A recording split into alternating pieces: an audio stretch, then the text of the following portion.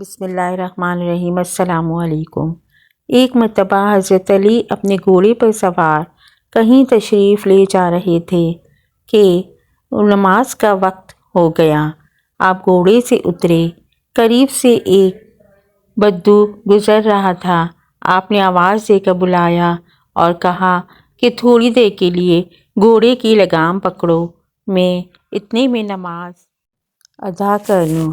بدو نے حامی بھر لی اور حضرت علی نے نماز کی نیت باندھ لی۔ حضرت علی نماز قائم کر کے دنیا و ما فیہا سے بے خبر ہو جاتے تھے۔ بدو نے سوچا موقع اچھا ہے، گھوڑا ہضم کرنا تو مشکل تھا، لگام لے کر چلتا بنا۔ آپ جب نماز سے فارغ ہوئے تو دیکھا کہ گھوڑا موجود ہے لیکن لگام اور بدو دونوں غائب ہیں۔ اتنے میں آپ کے خادم قمبر کا ادھر سے گزر ہوا۔ آپ نے انہیں 2 درہم دے کر کہا بازار سے ایک لگام خرید لاؤ۔ قمبر بازار پہنچے، دیکھا کہ ایک بدو لگام لیے کسی خریدار کا منتظر ہے۔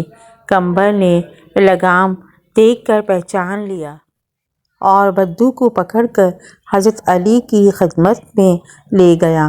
آپ نے پوچھا اسے کیوں پکڑ لائے ہو؟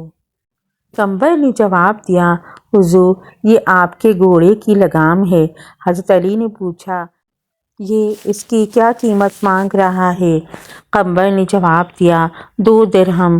آپ نے ارشاد فرمایا اسے 2 درہم دے دو اور فرمایا میں نے اسے سوچ کر لگام پکڑائی تھی کہ نماز سے فارغ ہو کر اسے خدمت کے عوض 2 درہم دوں گا۔ یہ اس کا ظرف ہے کہ اس نے اپنا مقدر دوسری طرح لینا پسند کیا۔ اگر میری ویڈیو پسند آئی ہو تو اس کو لائک، شیئر اور سبسکرائب کیجیے۔ جزاک اللہ۔